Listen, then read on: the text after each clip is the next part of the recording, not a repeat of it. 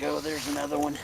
This late in the season, it's the middle of November, and if you don't have all day to go somewhere else, you don't dare waste the nice days like this that you have. So you come to the housing development pond and you just try to get some fish caught. So today we're gonna, toss a few nymphs out here, see if there aren't maybe a few bluegills, maybe a bass or two that are still willing to take a fly this late in the year. Let's find out.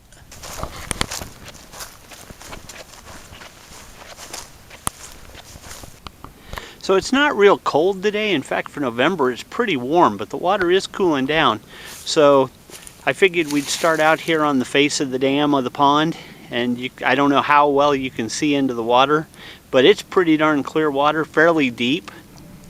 They tend to go a little deeper this time of year. The bite's a little slower, so we're gonna have to let that fly sink deeper and move it pretty darn slow. But I think we're still gonna get a few fish to eat.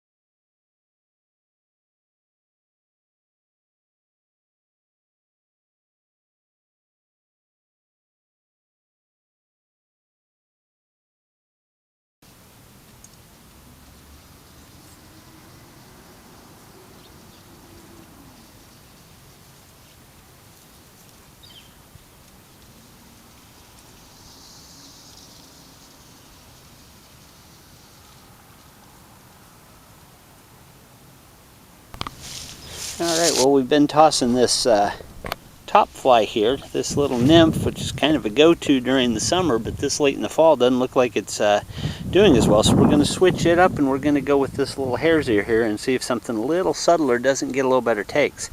I've had a few hits on this one, but they've just been really, really light and haven't been able to get a hook set on them. So maybe going to something smaller will get the job done. Okay, looks like we're hooked up finally. He's fighting off camera. Of course, but there we go. So it's a nice little bluegill here. Kind of nice for the late season. But there you go. Not real big, but we'll take him. Like I said, beggars can't be choosers this late in the season. So let's get him back in the water in there, and away he goes. And we'll see if we can't get another one.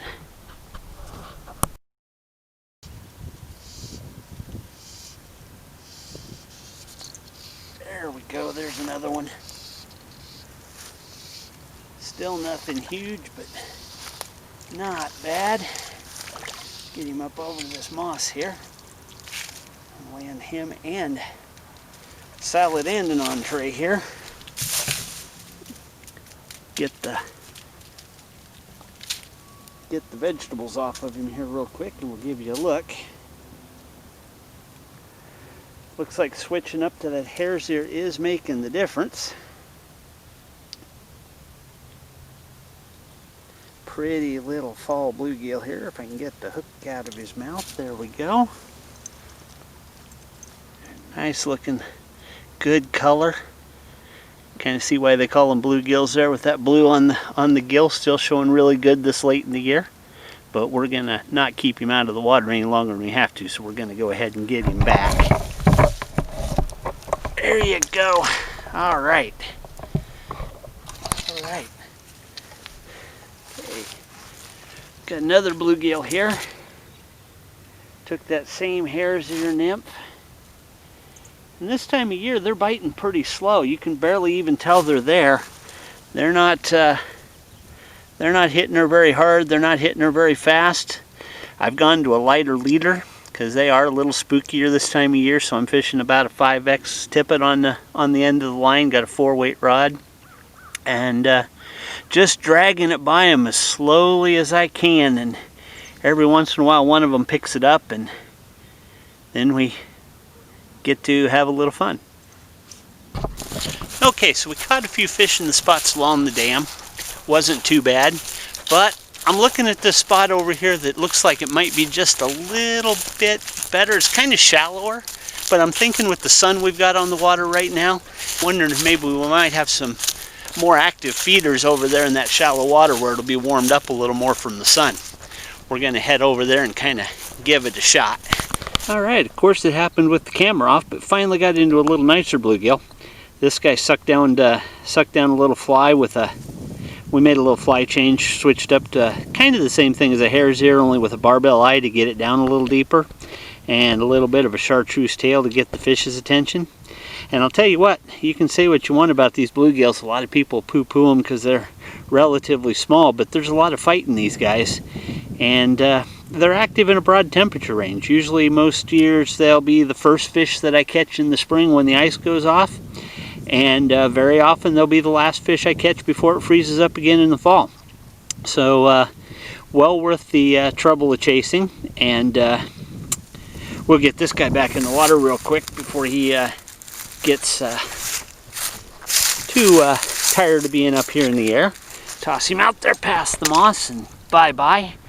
And that's kind of going to do it for this trip too. I'm going to have to start heading home. But these little housing development lakes can be a great way to go for just a quick afternoon. Bluegill are a fun fish to catch. Well, sun's getting low, shadows are getting long. So that's going to do it for this episode of Tim on the Fly. It's getting to be late in November, and pretty soon the water's going to be a little cold. It's going to get too crunchy to fish through, but thankfully, if there's going to be a last day before the season's over, today's not that day. We'll see you in the next one.